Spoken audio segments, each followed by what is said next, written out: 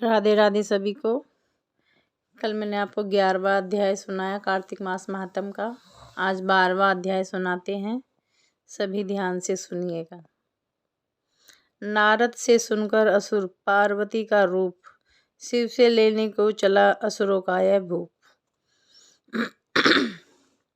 नारद जी बोले, उस दानवेंद्र राजा ने विधि पूर्वक मेरा पूजन करके हंसकर कहा कि हे ब्राह्मण, आप कहाँ से आए हैं?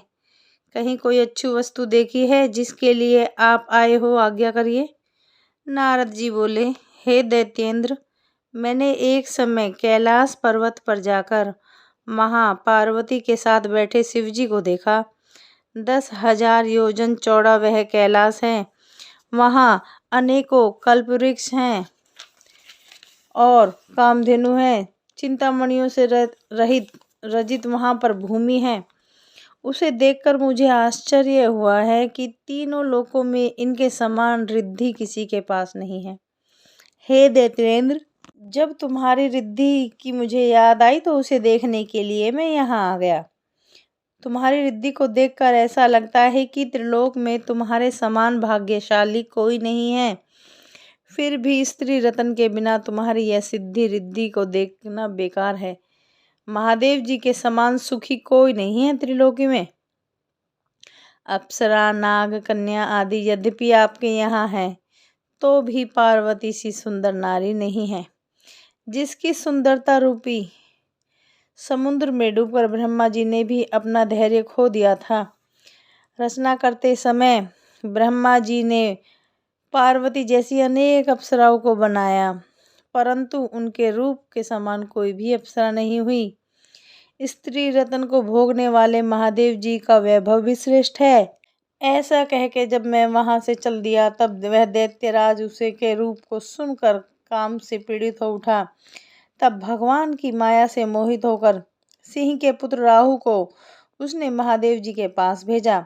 उज्ज्वल चंद्रमा के समान कैलाश को क्षीण चंद्रमा की तरह अपने काले रंग से रंग कर वह राहु वहां गया। नंदी से निवेदन करने के बाद वह राहु महादेव जी के पास पहुंचा और बोला कि हे वृषध्वज, त्रिलोक के स्वामी रत्नेश्वर जलंधर की आज्ञा सुनिए। शमशान निवासी हाड़ों की माला पहने हैं, दिगंबर तुमको हिमालय की बेटी ऐसी सुंदर स्त्री किस कारण मिली, हमें बताओ। मैं रत्नों का स्वामी हूँ, स्त्रियों में रत्न मेरे ही योग्य है। तुम जैसे भिखारी के योग्य वह स्त्री नहीं है। नारद जी बोले, राहु के ऐसे वचन सुनकर महादेव जी की भ्रुकुटी से भयंकर एक पुरुष पैदा हुआ। सिंह के समान, जिसका मुख लाल, ललाटी जीभ, नेत्रों में अग्नि, ऊपर को उसके केस हैं और उसका शरीर सूखा है। ऐसे वह दूसरा नरसिंह लगता था।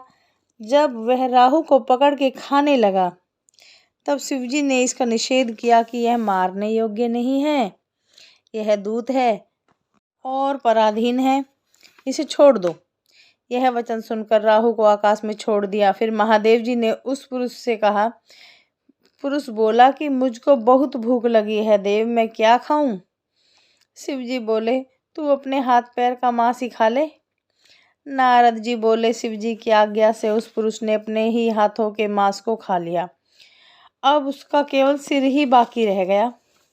यह देख शिवजी जी प्रसन्न होकर उस पर भयंकर पुरुष से बोले कि हे कीर्तिमुख, तू सदा मेरे द्वार पर रहे। नारद जी बोले, उसी दिन से कीर्तिमुख देवता के द्वार पर रहने लगे। जो पहले कीर्तिमुख का पूजन नहीं करते, उनका पूजन व्यर्थ है। उससे छोटा गया राहु बर्बर स्थल पर गिरा, इसी से बर्बर नाम से प्रसिद्ध है। फिर उस राहु ने अपना द्वितीय जन्म समझकर जलंधर के पास जाकर के ये सब बातें कही। और यहीं पे 12वां अध्याय समाप्त होता है। तब तक के लिए आपसे हमारी राधे राधे।